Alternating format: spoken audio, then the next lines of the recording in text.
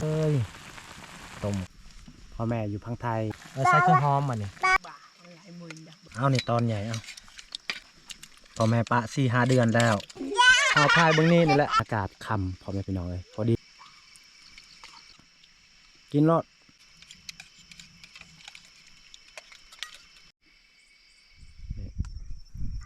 กราบทักทายสบายดีและกะสวัสดีพ่อแม่พี่น้อง FC เบิร์ดสู่คู่สู่คนไผที่เขามาเบิ่งมาชมสองของเฮาอีกครั้งเนาะสำหรับมื้อนี้เฮาก็พาลูกเมียไปนอนไห้หรือว่าไปนอนป่าหลังจากเฮาทางไห้แล้วก็ไปนอนชมบรรยากาศในป่าทุกคนเลยจะได้กันไม่แต่ทุกคนไปติดตามเบิ่งติดตามชมกับพวกเฮาเป็นจังใดเนาะนี่แหละจะแม่นลูกของเฮา2 คนแล้วก็น้องบัวพาแล้วก็อันนี้ก็คือหลานสาวพ่อแม่เราอยู่ไทยสบายดีไหวลูกสบายดีสบายดีไหวสบายดีตีลูกนับไหมสบายดีไป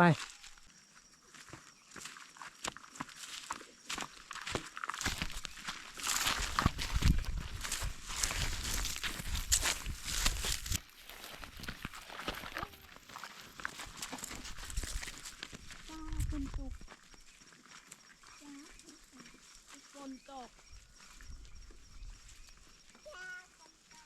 พอดีนอนบ้าน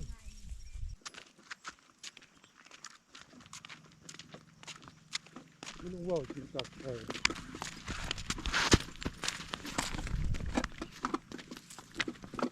เอาไปนอนไห้ก็คือบรรยากาศไก่พลตกพล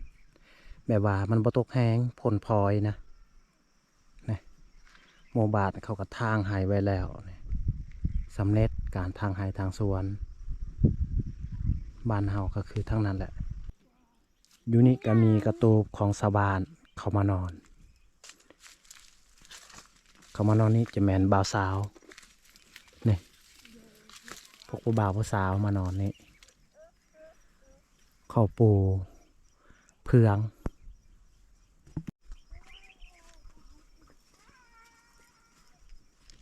กระตูบพวกเขาสีมานอนก็คืออยู่นี่แหละไก่ซีฮอด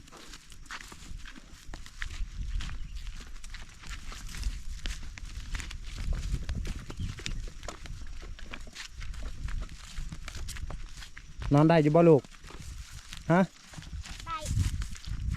กวางอยู่บ่โอ้นอนได้อยู่แล้ว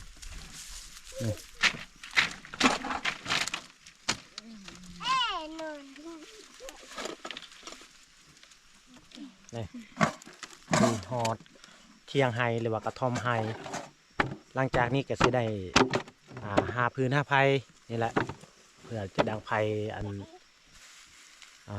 หุงข้าวหรือว่าเฮ็ดของกินบุแม่นซุ้มอยู่ฮันลูกมานี่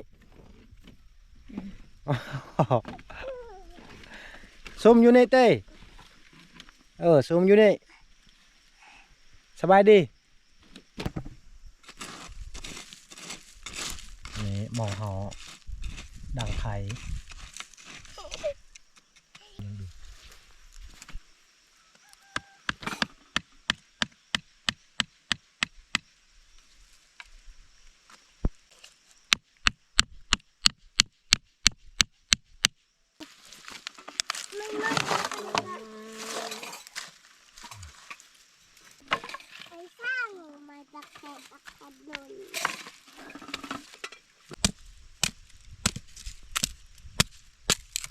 หมดหมดเต็มเลยบอกเบิ้งใส่เด้งบักดอกเอาระวังหมดเด้อเต็มจะหมด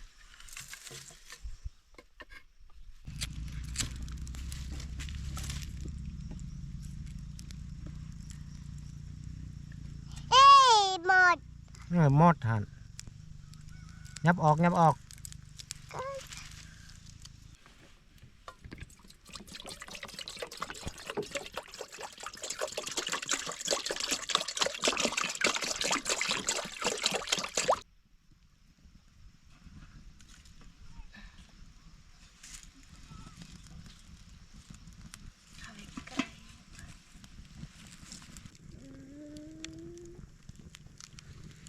ช็ดข้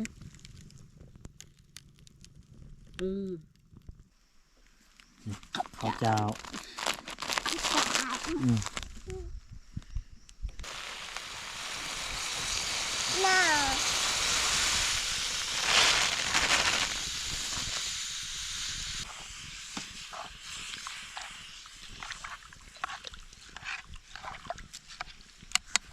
แมงตับเต่าภาษาอยากกินข้าว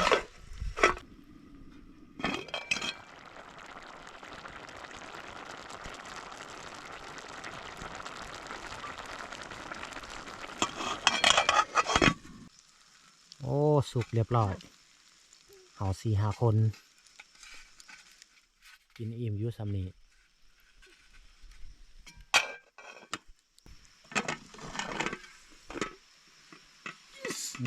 ข้าวสุกแล้วแล้วก็เกียมเห็ดอาหารพ่อแม่พี่น้องเอ้ยนี่อันนี้จะเป็นผักเครื่องหอมเอาถือมาจากบาทอาหารแรงมันนี้ผักกาดนี่สินไก่นี่สิผักเอา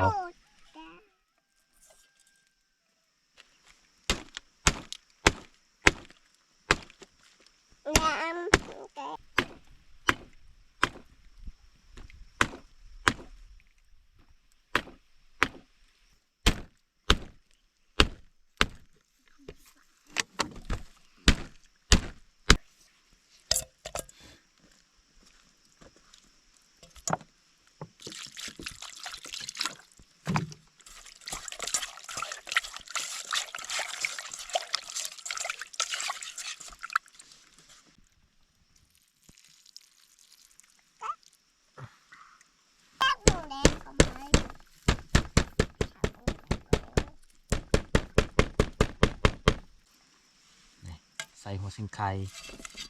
ก่อนแล้วก็เกลือ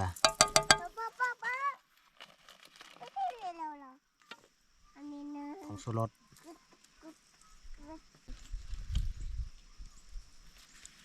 พริก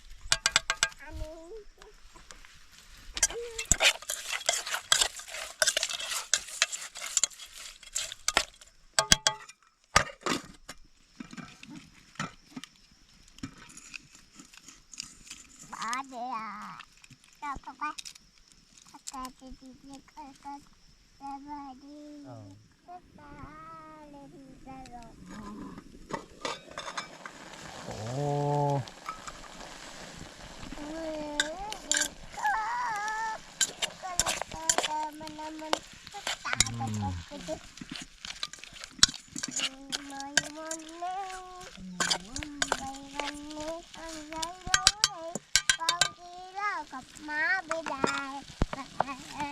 ลานห้องเพลงเลยมึงกันสักครอบปี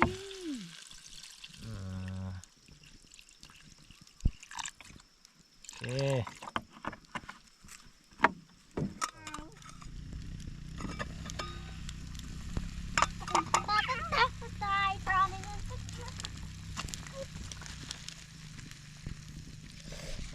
ของแสบของนัว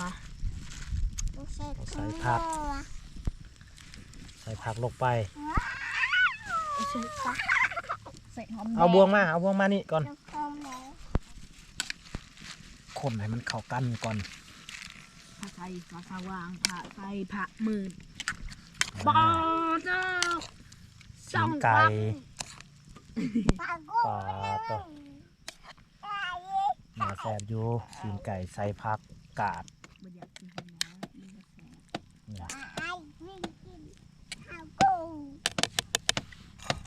จากโครงไก่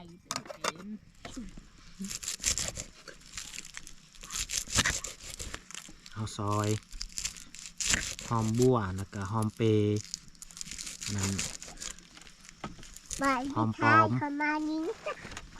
ฮอร์โมนน้ำอยู่นี่คนลานห้องเพลงสันบอกคิดฮอนแม่บ่ฮะบอกคิดฮอนแม่อยู่พังไทยบ่เขาพาแม่ได้จักหน่อยคันบอกโทรหาแม่นี่บ่ยอมรับอีกเลยครับคมที่ถามก็ได้คือครับโอ้พี่น้อย พดแห้งน่ากินเลยต้มไก่ใส่ผักกาด เอ็ม โอ้ เด็กอยู่ ไปกินทอดพ่อกับแม่บ่ เอาไงล่ะครับวันอะไร เฮ้ยลูกเฮ้ย นี่ลานลูกน้องสาวพ่อแม่อยู่พังไทยบอกคิดทอดแม่บ่ฮะ เต็มบ้า กับสบายดีเนาะพ่อแม่พี่น้องมาตัดอ้อยพี่น้องเอ้ยอ้อยลมนี่โอ้สิตายพี่น้องเอ้ยอ้อยลมบ่ได้อ้อยเนาะเพราะว่าเดี๋ยวนี้ก็อยู่บ้านพะวงเนาะจังหวัดหนองบัวลำพูอำเภอสวรรณคูหาเนาะใครที่อยากมายาม FC คนไทยก็มีเยี่ยมมายามได้เนาะ FC ของบ่าวเปลือกนี่อันนี้ก็เป็นญาติของบ่าวเปลือกมาตัดอ้อยเนาะพี่น้องเนาะตัดอ้อยอยู่บ้านพะวงเนาะจังหวัดหนองบัวลำพูอำเภอสวรรณคูหาเนาะพี่น้องเนาะนี่อ้อยลมบ่ได้อ้อยพี่น้องเอ้ยมื้อนี้จังใดก็คอยเป็นกำลังใจเนาะสู้ๆพี่น้องเอ้ย โอ้สุกเรียบร้อยพี่น้องเอ้ยพ่อแม่พี่น้องเอ้ยใส่ผักใส่เครื่องหอมมานี่ เต้ามาเต้า เครื่องหอมตบข้างนอกแล้วหอมกุยขนาดเลยครั้งแรกในชีวิตได้กินจีนไก่อัดอย่ารสชาติมาออกข้างนอก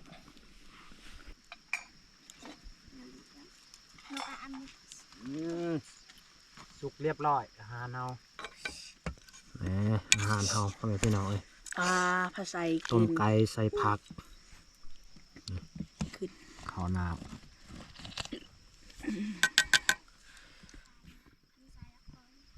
พอดีเฮากินข้าวพอดี5 โมงปลายหรือว่า6 โมงนี่แหละ อะไรกันแม่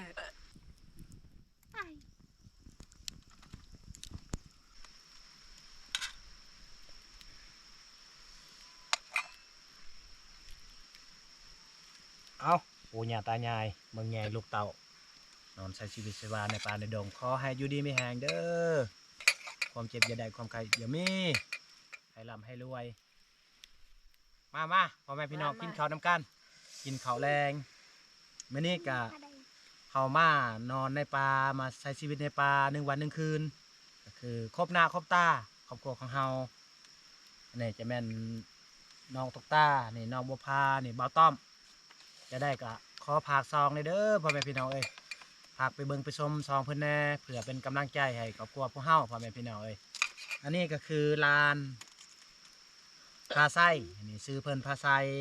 พ่อแม่เพิ่นอยู่พังไทยอยู่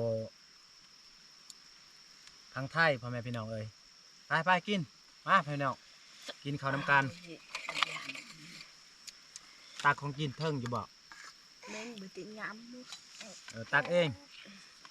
ให้พาไส้ตักให้แน่เพิ่นเบิ่งเขาบ่าวตัดเบิ่งเขาบ่าวตัดให้อยู่ใส่ละตอนใหญ่อ้าวนี่อ้าวนี่ตอนแม่เอาเข่านี่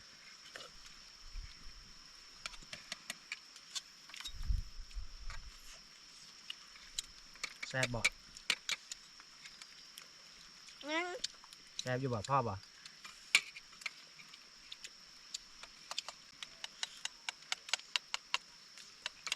แดงบึกบ่าหลายหมื่นดักบ่า นี่นี่กินตัวนี้เบิ่งเบาตักเบิ่งเอาเบาตักให้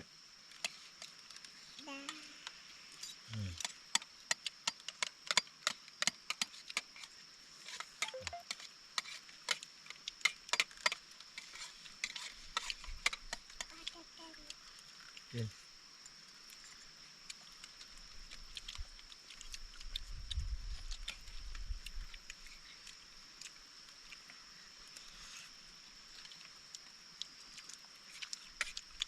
กินไก่ตัวเฮาเฮ็ดของกินนี่ก็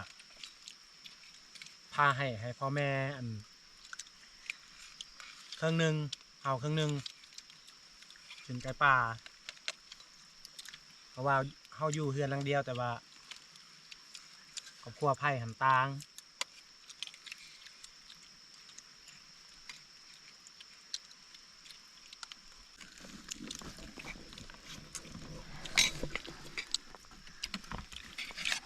เห็นบอกกินเอากินตอนเนี่ยเอานี่ตอนใหญ่เอากินรสหายใหญ่ไว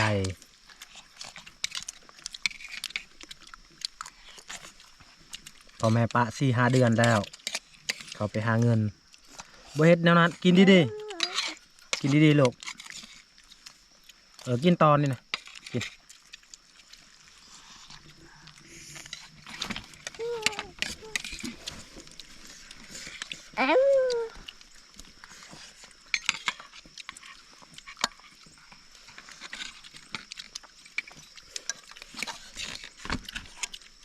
จากแล้ว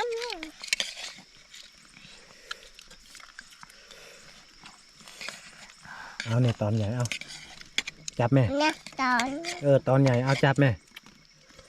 บ่าวหายเอาไหม เดี๋ยวไปเจอกัน กินนี่ มางาม กินเอง น้ น้ำอีกบ่เอาพอแล้วน้ำเอาบ่ ำน้ำ เอาเข้าเอา ดัก พอแล้วน้ำหันสดบ่ได้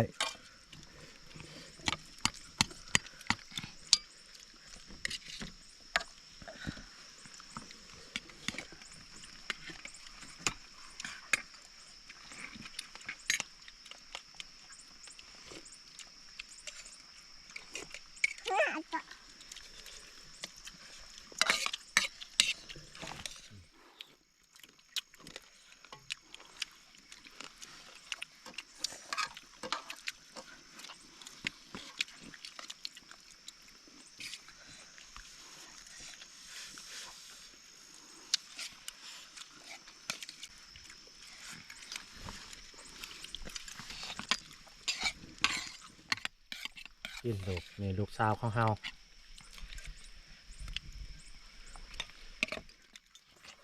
จับแม่จับเอาตอนใหญ่นี่จับไว้จะงานจะละโม กินลูกกินตอนใหญ่นี่ตอนกินให้มันใหญ่ไวนี่กินไปอยู่ไทยน้ำพ่อน้ำแม่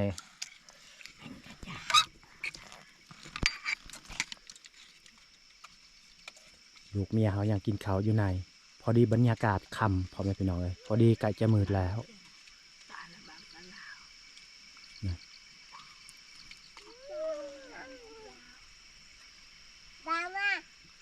บ่าวอยู่ข้างนอกกินข้าวลูก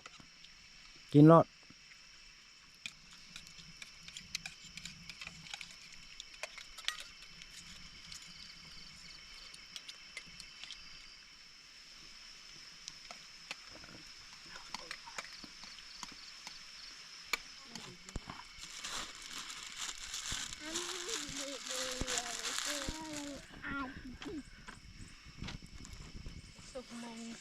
ตอนนี้เฮากินข้าวกินน้ำเรียบร้อยพ่อแม่พี่น้องลูกเมียกะผ้ากะเกียมบนอยู่บนนอนสิเกียมนอน ตอนนี้ประมาณ8 โมงแล้วมืดตึบพ่นลานลุก กินข้าวอิ่ม นอนเกือกลานเอ้ยเมื่อใดเฮาสิมีความสุขแน่เอาผ้าห่มประปกออกมา เอ็น หนาวแล้วเอาจับผ้าห่มนี่จับลูกนี่ก็คือเขากางมุงเขาจะปูผ้าห่มนี่แหละแต่บ่ฮู้ว่าสิรับในคืนนี้อันนี้จะแม่นมุงพอพระอาจารย์เพิ่นให้เพิ่นซื้อให้เพิ่นอยู่พังไทยขอให้อยู่ดีมีแรงเด้อพระอาจารย์ที่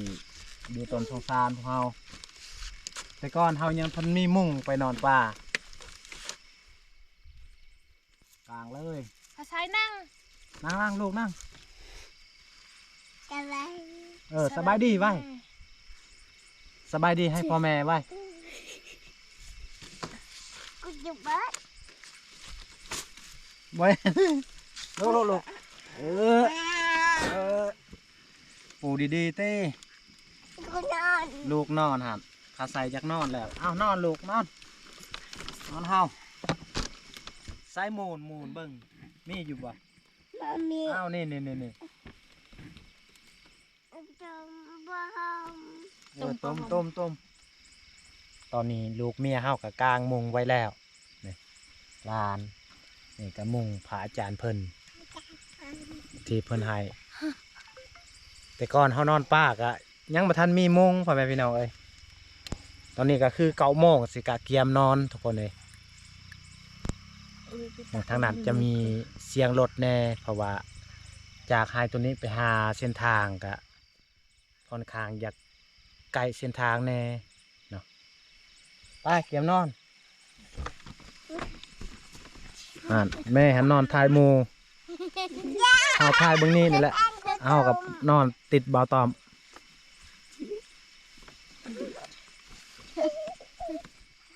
เนี่ยลูกเมียเขาก็นอนไปแล้ว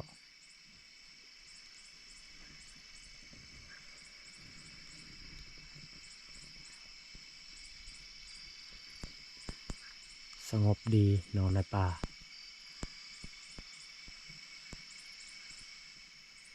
เอาพ่อแม่พี่น้องเฮาสิขอตัวไปก่อน